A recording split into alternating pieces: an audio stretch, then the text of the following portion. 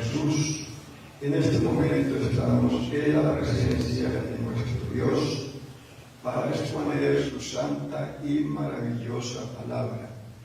En primer lugar quiero saludar a la amada Iglesia del Señor Jesús aquí en la Camelia, deseándoles un día lleno de muchas victorias, de mucha prosperidad, que la paz del Señor Jesús esté inundando vuestros corazones y que el Señor Jesús siempre esté en nuestra vida, que Él siempre sea el centro de nuestros hogares y hagamos siempre su santa y gloriosa voluntad.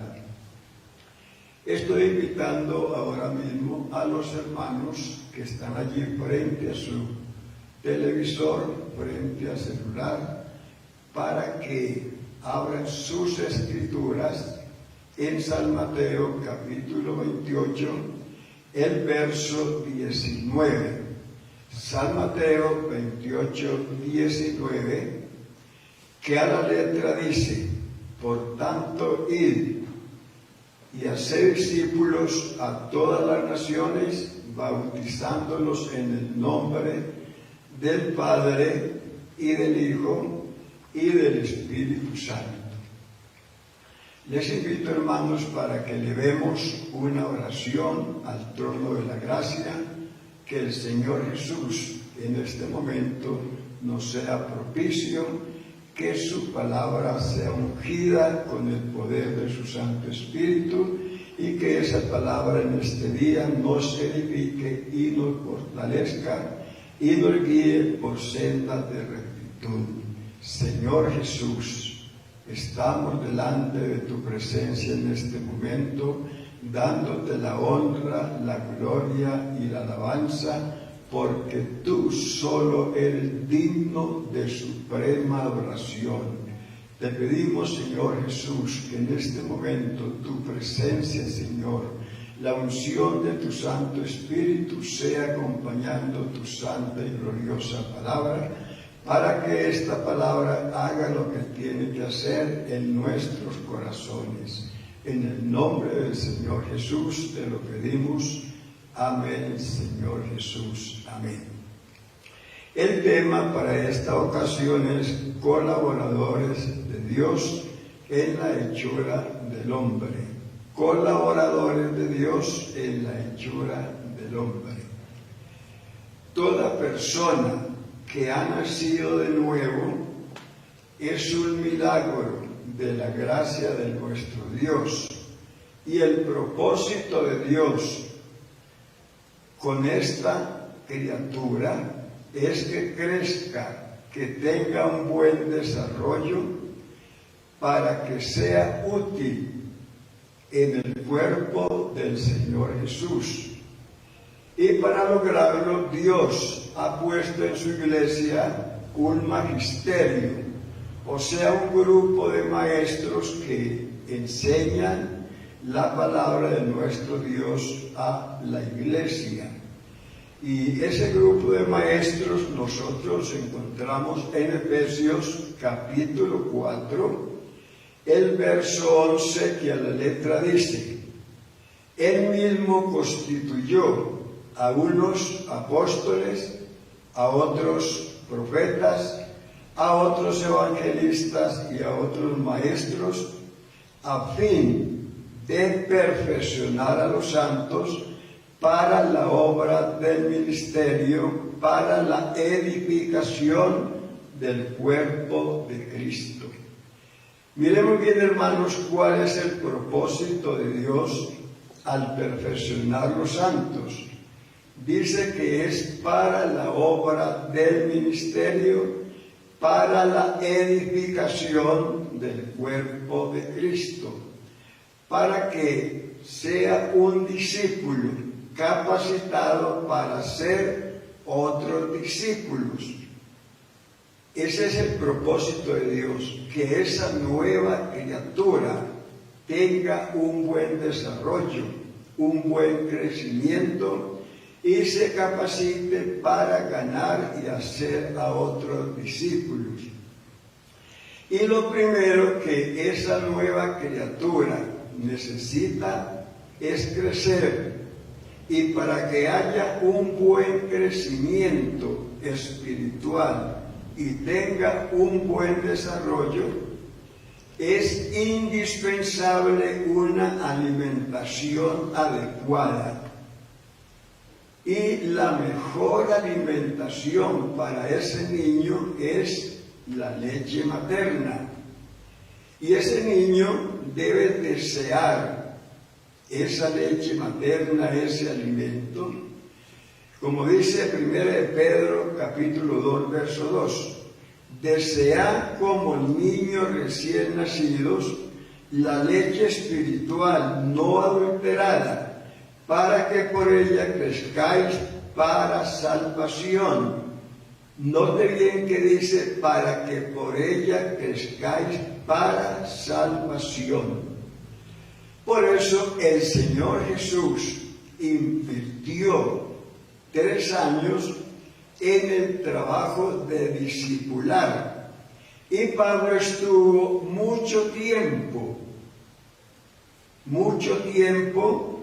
enseñando, instruyendo a Tito y a Timoteo, porque una de las razones por las cuales en la iglesia hay tantos apartados se debe a la falta de cuidado, de atención, porque la persona se bautiza y la dejamos sola, es decir, defiéndase como pueda, ya se bautizó, así que usted ya puede caminar solo. No hacemos lo que hizo el ángel que sacó a Pedro de la cárcel. Este ángel sacó a Pedro de la cárcel, pero no lo dejó solo. Lo guió hasta la primera guardia, que habla de arrepentimiento. Luego siguió con él hasta la segunda guardia, que habla del bautismo. Y luego siguió con él hasta la puerta de bronce, que nos habla de la promesa. Y cuando pasan la puerta de bronce, pasan una calle, pero el ángel lo está guiando.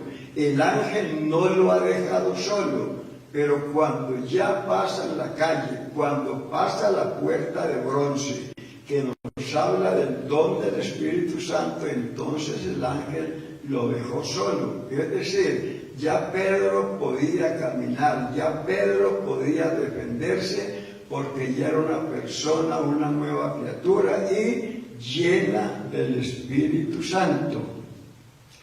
Entonces, miremos bien que la razón por que en la iglesia hay tantos apartados es porque nosotros los dejamos solos.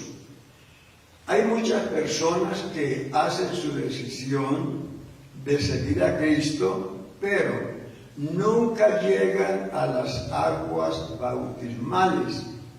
Y otros, muchos de ellos, hacen decisiones también en esos grupos de reuniones familiares, pero esas personas nunca van a la iglesia.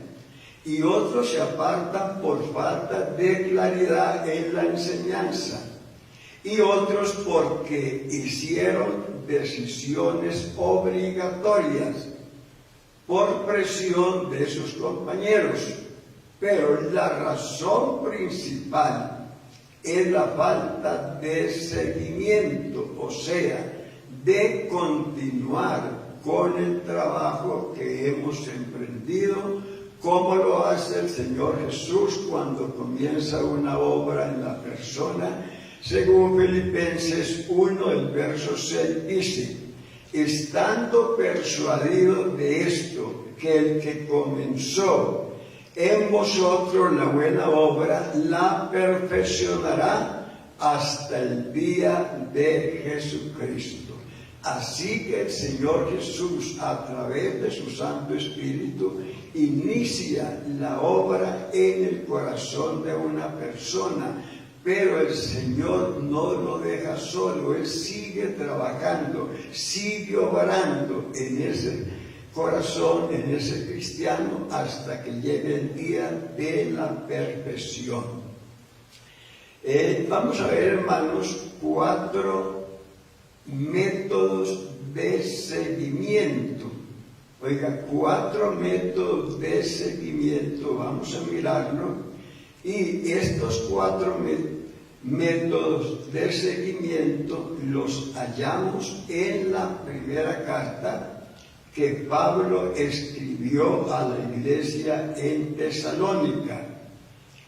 Son, primero, correspondencia personal; segundo, intercesión; tercero, representantes; y cuarto, trato personal.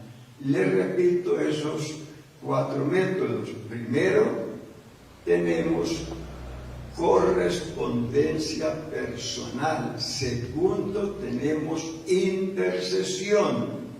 Tercero, representantes. Y cuarto, trato personal. Primero, correspondencia personal. El capítulo 1, verso 1, dice: Pablo, Silvano y Timoteo, a la iglesia de Tesalónica, en Dios Padre, en el Señor Jesucristo, gracia y paz a vosotros de Dios nuestro Padre y del Señor Jesucristo. Esto es una carta que el apóstol Pablo le escribió a la iglesia. La mayor parte del Nuevo Testamento está constituido por medio de cartas personales que tenían como propósito enseñar una lección a la persona recién convertida. Eran cartas que el apóstol Pablo enviaba a la iglesia nueva, a esas personas que estaban recién convertidas. Pero esas cartas no iban solas, llevaban un estudio corto de la palabra de nuestro Dios. Así que nosotros podemos enviarle una carta de una sola página, con un estudio sencillo a un hermano recién convertido, y esto será un buen alimento para él, y pedirle en la carta que nos responda. Segundo método, la intercesión personal. Pablo siempre oraba por las iglesias, siempre estaba orando por los hermanos nuevos. Capítulo 1, el verso 2 dice: damos siempre gracias a Dios por todos vosotros, haciendo memoria de vosotros en mis oraciones. Y Pablo también describía esas oraciones. Él dijo a ellos por qué era que él oraba, cuál era su propósito en la oración. Capítulo 3, verso 10. Orando de noche y de día con gran insistencia, para que veamos vuestro rostro y completemos lo que os falta a vuestra fe. Si sabemos que un hermano está desanimado y oramos por él, la oración lo puede fortalecer, pero no debemos desmayar. Debemos de imitar siempre a la viuda de San Lucas 18, verso 1. También le refirió Jesús una parábola sobre la necesidad, sobre la necesidad de orar siempre y no desmayar, porque ese es nuestro problema, que comenzamos una oración y muy pronto desmayamos. Recordemos que la oración eficaz del justo puede mucho, así que esta oración puede fortalecer a nuestro hermano si está desanimado. Esa oración lo puede levantar. Esa oración puede hacer que ese hermano cobre fuerzas y siga bien el camino del Señor. Santiago 5:16 nos dice: confesaos vuestras ofensas unos a otros y orad unos por otros para que seáis sanados. La oración eficaz del justo puede mucho. Oiga, la oración eficaz del justo puede mucho, es decir, la oración de las personas, de los creyentes que hemos sido justificados por la fe en Cristo Jesús nuestro Señor.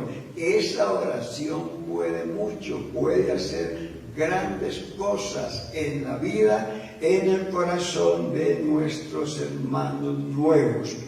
No olvidemos que nosotros estamos en pie porque otros han orado por nosotros, y especialmente Cristo fue el primero que hizo una oración muy grande por nosotros. Dice San Lucas 22:31, dijo también el Señor: Simón, Simón, he aquí Satanás os ha pedido para zarandearos como a trigo, pero yo he rogado por ti que tu fe no falte, y tú, una vez vuelto, confirma a tus hermanos. Aquí el Señor está orando por sus discípulos, pero en San Juan ora por todos nosotros. Mire, primero oró por sus discípulos y luego el Señor oró por nosotros. San Juan 17, el verso 20, nos dice: mas no ruego solamente por estos, sino también por los que han de creer en mí por la palabra de ellos. Note bien que el Señor primeramente oró por sus discípulos y luego entonces oró por nosotros. Él dice: no ruego solamente por ellos, sino también por los que han de creer en mí por la palabra de ellos. Muchos son los que han orado por nosotros. Cuando aún no conocíamos a Cristo, habían personas, sobre todo nuestra familia, que estaba intercediendo a Dios por nosotros. Pero el primero que lo hizo fue el Señor Jesús. Bendito sea su nombre. Tercer método: representantes personales. Oiga, representantes personales. Pablo entrenó a algunos discípulos para que fueran a visitar a aquellos hermanos nuevos que él, por causa del trabajo, no podía visitar. Primera carta de Pablo a Tesalónica 3, 1 al 5. Por eso, no pudiendo soportarlo más, acordamos quedarnos solos en Atenas y enviamos a Timoteo, nuestro hermano servidor de Dios y colaborador nuestro en el Evangelio de Cristo, para confirmaros y exhortaros respecto a vuestra fe. Pero este hermano tenía su misma intención, su mismo deseo, su misma visión. Filipenses 2:22. Pero ya conocéis los méritos de él, que como hijo a padre ha servido conmigo en el Evangelio. Así que a este espero enviaros luego que yo vea cómo van mis asuntos, y cuando el Señor que yo sirvo, también iré pronto a vosotros. Si el líder en ese momento no puede ir a visitar al hermano nuevo, debe haber en el grupo de hermanos preparados, debe haber otro hermanito que esté preparado para que él lo haga. Cuarto método es el más efectivo y es la visita personal. Ojalá que esa visita personal sea hecha por el hermano que lo evangelizó, por el hermano que lo estuvo aconsejando, el hermano que estuvo siempre orando por él, el hermano que fue a la casa, lo esperó y lo trajo a la iglesia y luego volvió y lo llevó y que siguió pendiente de él hasta que llegó a las aguas bautismales. Sería muy provechoso que ese hermano sea el que lo visita. ¿Por qué? Porque no olvidemos que cuando el cordero nace, el cordero no sigue al pastor, el cordero sigue a la oveja. Pasado ya mucho tiempo, cuando el cordero está un poco más grande, entonces ya deja a la oveja y sigue al pastor. Por eso es muy bueno que esa persona que estuvo pendiente de ese hermano cuando todavía no se había convertido, entonces sea él que le hace esa visita personal. Para él sería de mucha bendición la visita de ese hermano, porque él ya le tiene confianza. No es lo mismo que vaya otro hermanito a hablar con él porque no le tiene la misma confianza y quizás llegue un poco desprevenido, no vaya preparado y entonces la visita no sea de mucha bendición, como se espera que sea de bendición la visita del hermano que va a visitar a ese hermanito. El apóstol Pablo siempre tenía en su mente visitar a esos hermanos nuevos, pero el enemigo se opone. El enemigo no quiere que el hermano que evangelizó a esa persona, que ahora ya es un creyente, ya es bautizado en el nombre de Jesús, Satanás no quiere que él vaya a visitarlo y entonces se opone, como lo hizo con el apóstol Pablo cuando él trató de ir a visitar una iglesia, que el diablo se opuso. Dice capítulo 2, 18, por eso quisimos ir a vosotros, yo Pablo, ciertamente una y otra vez, pero Satanás nos estorbó. Satanás se opuso y se sigue oponiendo para que el hermano no haga ese trabajo tan saludable, tan provechoso a ese hermanito nuevo en las cosas del Señor. Pero a pesar de la oposición, Pablo pasó mucho tiempo en esta iglesia y en ese tiempo lo dedicó preparando, hablando y aconsejando a los hermanos durante el tiempo que estuvo allí. Lo hace un padre y una madre con su hijo. Primera de Tesalonicenses 2, verso 7. Antes bien nos portamos con ternura entre vosotros como cuida una madre con amor a sus propios hijos. La madre no puede bañar y dar de comer a sus hijos a la vez. Esto lo hace uno a uno. Así mismo lo hizo Pablo. Verso 11.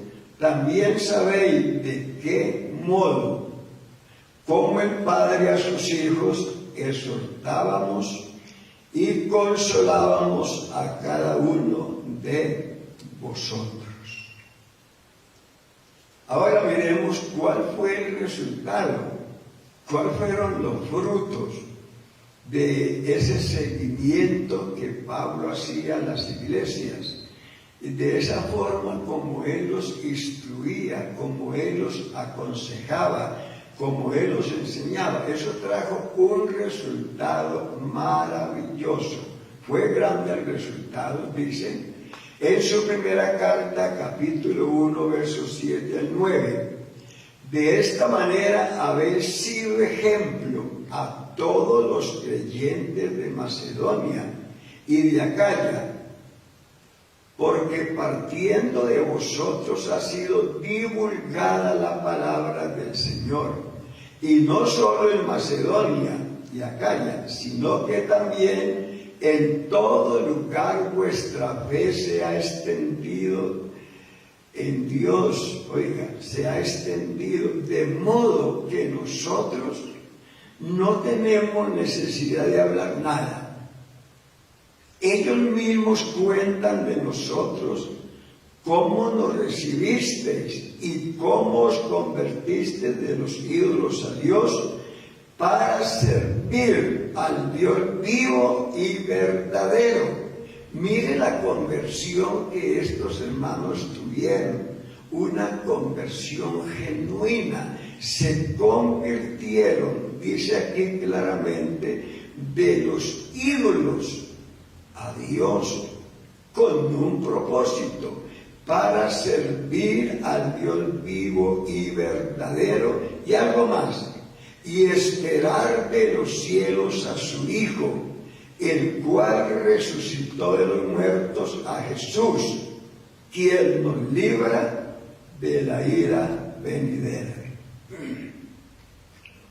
Así que el trabajo de discipular es realizado por alguien y no por algo. Y fundamentalmente Dios usa al hombre lleno del Espíritu Santo. Porque nosotros somos esos siervos, somos esos colaboradores de Dios. Nosotros somos colaboradores de Dios. En otras palabras, el Señor está edificando un gran edificio para su morada, y en ese edificio el constructor, el arquitecto, es el Señor Jesucristo. Nosotros somos los cargaladrillos, nosotros somos los que cargamos la piedra, los que preparamos la mezcla, los que llevamos la carretilla, pero el que está construyendo este hermoso edificio se llama Jesucristo nuestro Señor. Él es el arquitecto, nosotros somos sus colaboradores. Así que el material que Dios usa para hacer hombres a su imagen y semejanza es el material humano. Ese material somos nosotros. Porque mire, hermano, Dios hace hombres por medio de hombres. Eso es lo que Dios está haciendo. Está haciendo al hombre a su imagen y semejanza, porque cuando el hombre pecó, perdió la semejanza y la imagen de Dios. Pero en este tiempo, a través de la predicación de este glorioso evangelio y a través de su iglesia, los colaboradores, el Señor Jesús está haciendo una obra maravillosa en el hombre. Le está volviendo esa imagen y esa semejanza que él perdió cuando el hombre pecó. Y no olvidemos que el Señor Jesús usa a sus hijos para perfeccionar a esos creyentes, para perfeccionar a la iglesia del Señor Jesús. Eso dice su palabra maravillosa en Efesios 4:11. y Él mismo constituyó a unos apóstoles, a otros profetas, a otros evangelistas y a otros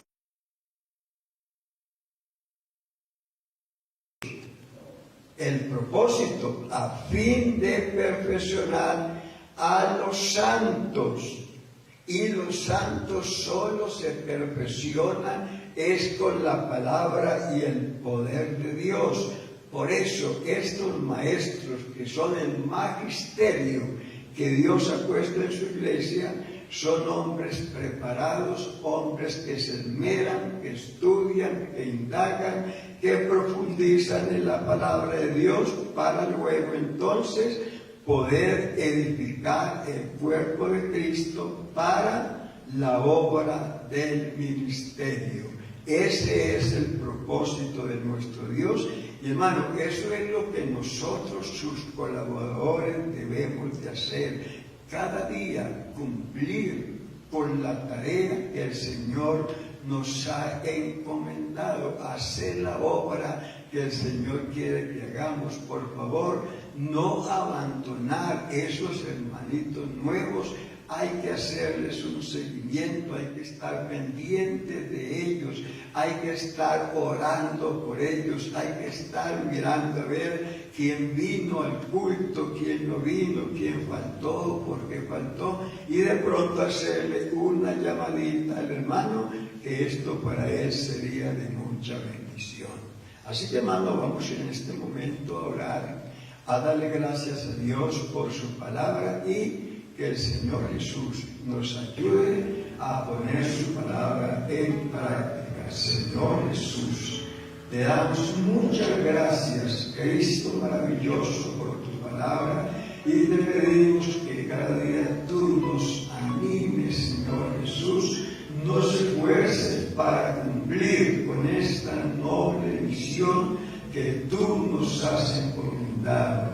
En el nombre de Jesús te lo pedimos. Amén, Señor Jesús. Amén.